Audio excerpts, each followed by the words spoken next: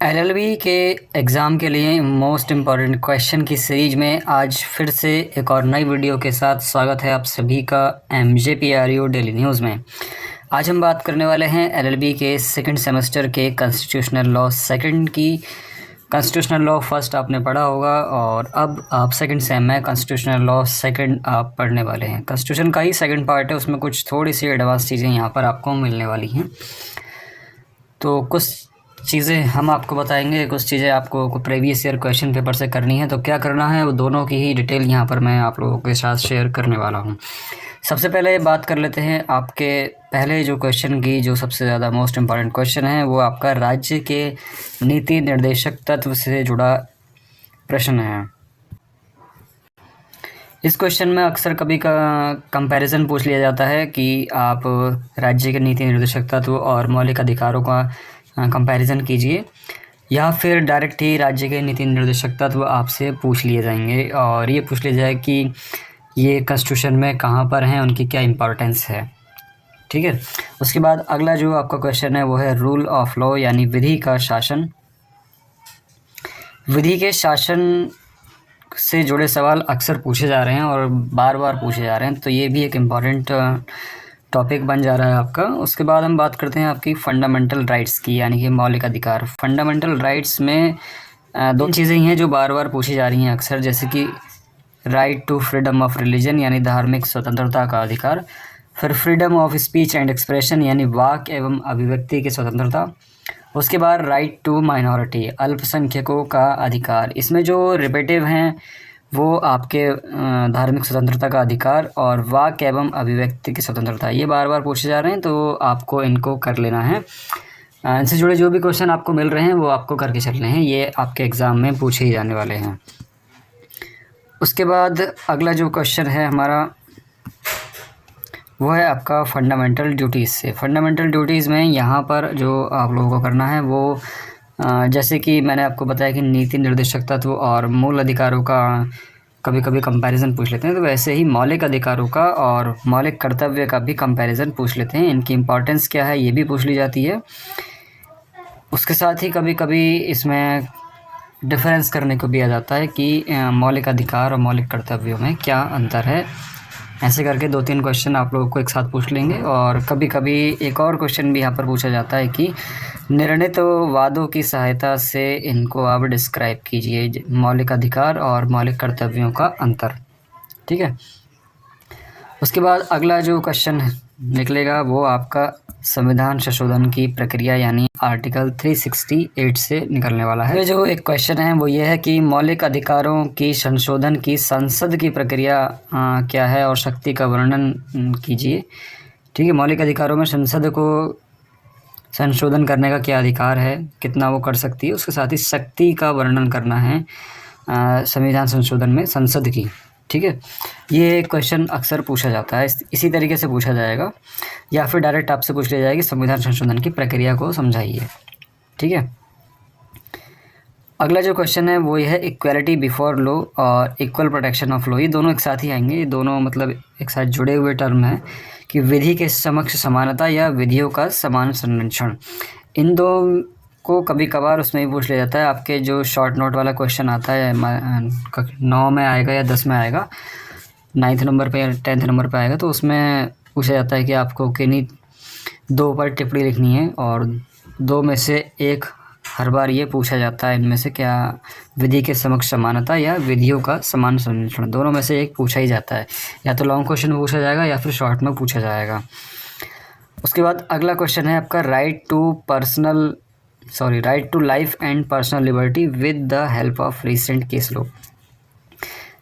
Recent case law ज़रूर पढ़ लेने हैं आपको इस क्वेश्चन में। ठीक है। राइट टू लाइफ आपको सभी को पता होगा, पर्सनल लिबर्टी भी आपको पता ही है, इसमें कुछ मतलब डिस्क्राइब करने की ज़रूरत नहीं है। बस इतना आपको याद रखना है कि रीसेंट केस लॉ आपको ज़रूर याद करने हैं। ठीक है। ये आपको आपके मौलिक अधिकारों में मिल जाएगा, right to life and personal liberty दिया हुआ भी है उसमें। आपके चाहे यूनिक से पढ़ रहे हो या फिर बुक से पढ़ रहे हो, एक पर्टिकुलर एक अलग से पूरा एक चैप्टर दिया हुआ है right to life and personal liberty के लिए, तो वो आपको पूरा पढ़ लेना है, उससे क्वेश्चन आएगा ही आएगा। वीडियो के स्टार्टिंग में मैंने आप लोगों से कहा था कि इस बार प्रीवियस ईयर क्वेश्चन पेपर से भी इस क्वेश्चन में पेपर में सवाल आ सकते हैं आपके, ठीक है। तो यहाँ पर जो पूरी पॉसिबिलिटी है आने की वो आपके 2022 के क्वेश्चन पेपर में से आने की है, उसी का क्वेश्चन पेपर मैं सॉल्व कर रहा हूँ। वैसे ऑलरेडी हमने ढेर सारी PDF चाहे पुराने क्वेश्चन पेपर्स की हों, नोट्स की हों, वो सारे जो हमारे टेलीग्राम ग्रुप्स हैं आपके MJPRU लॉ और MJPRU LLB दोनों में शेयर कर रखी हैं, तो उसमें कोई ज़्यादा मतलब टेंशन लेने वाली बात नहीं है कि कहाँ मिलेंगे। बाकी का जो इम्पॉर्टेंट वाला क्वेश्चन पेपर है वो मैं यहाँ आपको दिखा दे रहा हूँ। 2022 का ये पेपर है और कॉन्स्टिट्यूशनल लॉ सेकंड का ये पेपर है। इसमें से ज़रूर कोई ना कोई क्वेश्चन पूछे जाएंगे, चाहे 3 ही आएँ चाहे 2 ही आएँ, लेकिन आएंगे ज़रूर इसमें से, ठीक है। तो पहला जो क्वेश्चन है वो आपका यहाँ पर मूल अधिकारों मूल कर्तव्यों से जुड़ा एक क्वेश्चन है, इसका आप स्क्रीनशॉट ले सकते हैं। उसके बाद दूसरा जो यहाँ पर ये क्वेश्चन है हमारा, ये आर्टिकल 32 से रिलेटेड है, constitutional remedies under the article 32 of the Indian constitution, यानी कि संवैधानिक उपचारों में अधिकार, ठीक है। उसके बाद अगला क्वेश्चन है हमारा क्वेश्चन नंबर 3, वो है आपका आर्टिकल 12 से रिलेटेड, संविधान के अनुच्छेद 12 में उपबंधित अन्य प्राधिकारी से आप क्या समझते हैं, निर्णीत वादों की सहायता से इसकी विवेचना कीजिए। बुक में आपको नहीं मिल रहा है, गेस्ट पेपर में आपको नहीं मिल रहा है, तो एज इट इज़ आप इस क्वेश्चन को गूगल पे डाल दीजिए, वहाँ से आपको पूरा आंसर इसका मिल जाएगा। क्वेश्चन नंबर 4 है आपका, discuss the doctrine of reasonable classification and the principle of absence of arbitrariness, युक्तियुक्त वर्गीकरण का सिद्धांत तथा मनमाने के विरुद्ध संरक्षण के नियम की विवेचना कीजिए। अगला जो क्वेश्चन है आपका वो है यहाँ पर, what do you understand by कुछ preventive detention, what are the safeguard provide in the constitution to an accused person against arrest and detention. दांडिक निरोध तथा निवारक निरोध से आप क्या समझते हैं, संविधान में एक अपराधी व्यक्ति को गिरफ्तारी एवं निरोध के विरुद्ध कौन से रक्षा उपाय प्रावधानित हैं। एक व्यक्ति जो गिरफ्तार हो जाता है उसके क्या राइट्स हैं, क्या उसकी निरोध दिए हुए हैं उसके विरुद्ध, गिरफ्तारी के विरुद्ध, वो यहाँ पर आपको डिस्क्राइब करने हैं। क्वेश्चन पेपर जो है थोड़ा अटपटा है, थोड़ा सा हार्ड है, इसलिए मैं आप लोगों को बता रहा हूँ कि इसमें से कम 2-3 क्वेश्चन आने के चांसेस पूरे हैं। 10 क्वेश्चन है, आप ऑलरेडी इनको सॉल्व करके रखें, इनके आंसर आप याद कर लें। यूनिक में आपके नहीं दिए हैं, वैसे यूनिक में दिए होंगे, देख लेना आप। उसका अगला जो क्वेश्चन है आपका 6 है, वो है, what do you understand by public interest litigation, discuss the role of PIL in the protection of environmental pollution, ठीक है। लोकहितवाद के सिद्धांत से आप क्या समझते हैं, पर्यावरण संरक्षण में PIL की क्या भूमिका है। जो ऑलरेडी इस टाइम में पर्यावरण संरक्षण का जो अगला सब्जेक्ट होगा आपका वो 3rd सेमेस्टर में होगा। उसमें MC मेहता के ढेर सारे केस हैं, तो अगर आपको नेट पर MC मेहता के केस मिल रहे हैं तो वो सारे PIL से रिलेटेड केस हैं, वो आप यहाँ पर लिख सकते हैं इस क्वेश्चन में। Describe the procedure for the amendment of the constitution, is there any limitation on the amending power of the parliament, discuss and refer to decide cases. मैंने आपको भी संविधान संशोधन की प्रक्रिया का क्वेश्चन इंपॉर्टेंट बताया था, आर्टिकल 368, उसमें आपको ये भी बताया था कि संसद की प्रक्रिया पूछेंगे और उसके पावर पूछेंगे, उसकी लिमिटेशन पूछेंगे, तो वो सेम टू सेम यहाँ पर दिया हुआ है। उसके साथ ही यहाँ पर एक और लाइन उन्होंने जोड़ दी कि निर्णीत वादों का संदर्भ दीजिए। सबसे ज़्यादा जो मोस्ट इम्पॉर्टेंट चीज़ है ना LLB में याद रखने की और मतलब क्वेश्चन पेपर में अच्छे नंबर लाने की, वो यही है। और यही एक बात है कि आपको कॉन्स्टिट्यूशन के जितने भी केस हैं, अगर कॉन्स्टिट्यूशनल वाले पेपर की ही बात करूँ तो कॉन्स्टिट्यूशनल लॉ से जुड़े जितने भी केस हैं वो आपको सब याद रखने हैं। और बात करें अगर LLB की पूरी, तो उसमें भी आपको हर सब्जेक्ट में केस आपको ढूंढ के लिखने हैं। चाहे आप केस की 5 लाइनें ही लिखो, लेकिन लिखो, आपको उसका जो कॉपी है आपका वो स्टैंडर्ड बन जाती है, एक स्टैंडर्ड कॉपी बन जाती है और नंबर अच्छे मिलते हैं उसमें। अगला जो क्वेश्चन है आपका क्वेश्चन नंबर 8। अच्छा, कुछ लोग कहेंगे कि हम तो केस लिखते हैं लेकिन फिर भी नंबर हमें नहीं मिलते हैं, तो केस लिखना ही सिर्फ इम्पॉर्टेंट नहीं है, केस लिखने का तरीका भी होता है, और केस सही है या फिर ऐसे बना के लिख दिया है कहानी, दोनों में अंतर है।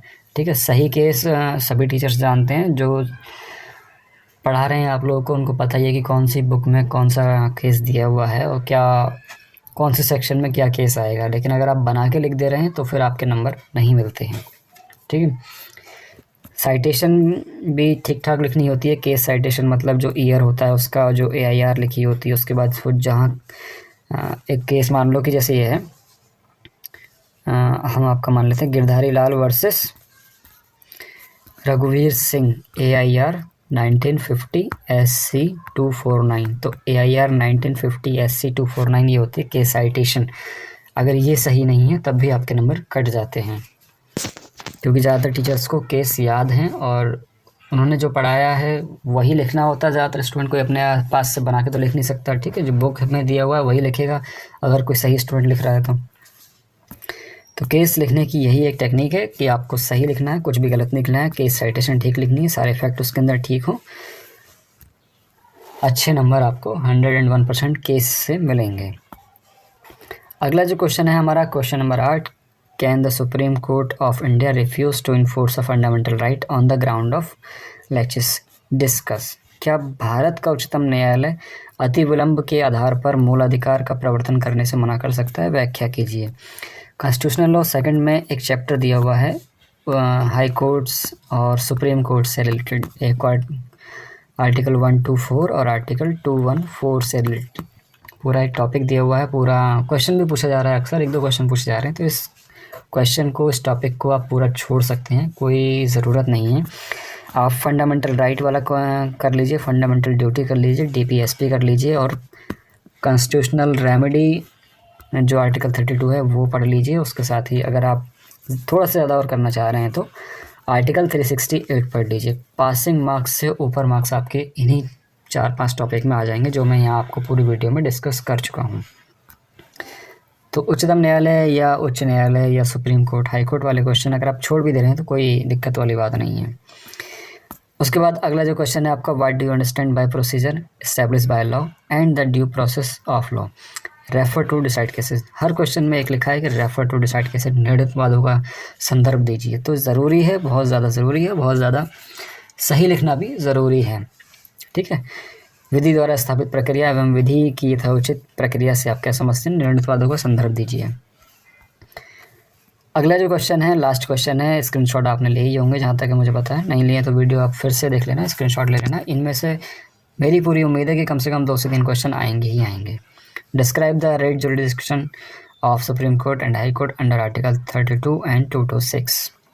अनुच्छेद 32 एवं 226 के अंतर्गत उच्चतम न्यायालय एवं उच्च न्यायालय के लेखाधिकार की विवेचना कीजिए। पूरे क्वेश्चन में 2 क्वेश्चन दिए हुए हैं, पूरे क्वेश्चन पेपर में 2 क्वेश्चन दिए हुए हैं। क्वेश्चन नंबर 8 ये भी कोर्ट से रिलेटेड है, क्वेश्चन नंबर 2 ये भी आपका कोर्ट से रिलेटेड है। 5 ही क्वेश्चन करने हैं, अगर आपने 2 छोड़ भी दिए तो उसमें कोई बड़ा इशू नहीं होना चाहिए। आपको पेपर की जिस प्रिपरेशन है वो उसी हिसाब से करनी है। मैंने आपको ऑलरेडी कई सारे टॉपिक बता दिए हैं कि वो सारे टॉपिक आपको याद करके चलने हैं। ठीक है, तो ये थी आपकी कॉन्स्टिट्यूशनल लॉ से रिलेटेड इन्फॉर्मेशन। बाकी अगली वीडियो में हम मिलते हैं अगले सब्जेक्ट के साथ।